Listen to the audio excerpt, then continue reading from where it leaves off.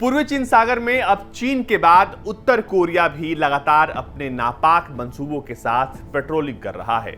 जी हां, जापान के आसपास के इलाकों में इस वक्त उत्तर कोरिया के पेट्रोलिंग जहाज पेट्रोल कर रहे हैं, जिसके बाद से काफी भूचाल मच गया है।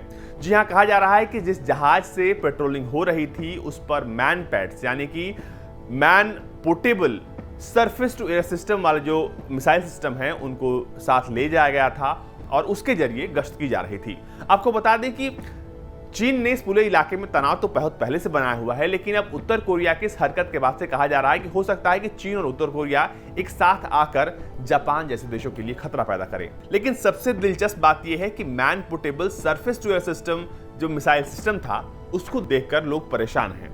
जापानी तटरक्षक बल ने बताया है कि उत्तर कोरिया के इस पेट्रोलिंग शिप पर man portable surface to air system को भी देखा गया है। इस मिसाइल से हवा में मंडरा रहे किसी भी ड्रोन या हेलीकॉप्टर को मार गिराने की क्षमता है, जिसके बाद ये कहा जा रहा है कि हो सकता है कि उत्तर कोरिया के इरादे जो हैं वो किसी भी ड्रोन, सर्विलांस ड्रोन या फिर जो गश्त जहाज होते हैं हेलीकॉप्टर, उनको मार गिराने का हो।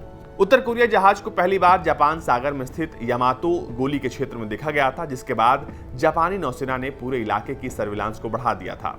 उत्तर कोरिया जहाज को पहली बार जापान सागर में स्थित यामातो गोली के क्षेत्र में देखा गया था, जिसके बाद जापानी नौसेना ने पूरे इलाके की सर्विलांस को बढ़ा दिया है। जापानी तटरक्षक बल ने अपने देश के मछली पकड़ने वाले जहाजों की सुरक्षा सुनिश्चित करने के लिए कई कदम उठाए हैं। हाल के सालों में उत्तर कोरिया और चीनी मछली पकड़ने वाले जहाज अक्सर जापान सागर में यामातोताई के पास दिखाई दिए हैं। जापानी मीडिया के मुताबिक उत्तर कोरियाई पेट्रोलिंग शिप पर SA-16 जैसे मैन पोर्टेबल मिसाइल सिस्टम यानी मैन पैड्स को देखा गया है।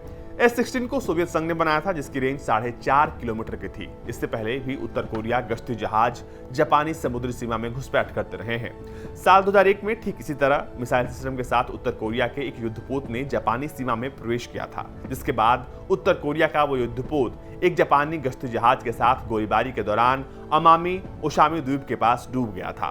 तब अमेरिकी नौसेना की कड़ी नाकेबंदी के कारण उत्तर कोरिया चाहकर भी कोई जवाबी हमला नहीं कर सका था।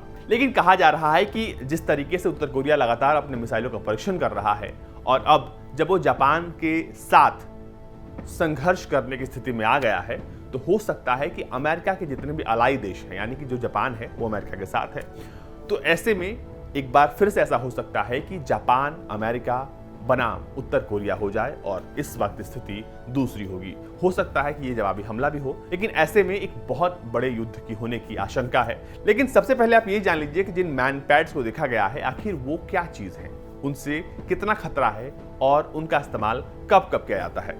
मैन पैड्स यानी कि man portable air defence system दरअसल कंधे पर उठाकर फायर करने वाला एक surface to air missile system. ये एक ऐसा हथियार है जो कि कम ऊंचाई पर उड़ने वाले एयरक्राफ्ट, अमूमन हेलीकॉप्टरों को आसानी से निशाना बना सकता है। 1950 के दशक से अमेरिका, रूस, ब्रिटेन समेत कई देशों की सेना ने इस हथियार का इस्तेमाल किया है और अभी भी तमाम देशों की जो सेनाएं हैं वो इसका इस्तेमाल कर रही हैं। जापान और उत्तर कोरिया में भी समुद्री सीमा और कई छोटे छोटे द्वीप को लेकर विवाद है। जापान सागर का पूरा इलाका मछलियों से भरपूर है और इस इलाके में जापानी सेना का दबदबा है। इसके बावजूद उत्तर कोरिया मछुआरे घुसपैठ करते रहते हैं और जापानी नौसेना अक्सर उत्तर कोरियाई मछुआरों को खदेड़ देती है। और इसी भागम भाग में, इसी खदेड़ने वाली जो कह सकते हैं कि परिस्थिति में एक बार फिर से उत्तर कोरिया जो है जापान के एकदम सामने खड़ा हो गया है और कहा जा रहा है कि अगर उत्तर कोरिया इसी तरीके से जापानी पानी में घुसता रहा तो हो सकता है कि जापान रिटेलिएट करे और एक बुरी स्थिति उस पूरे इलाके में पैदा हो जाए।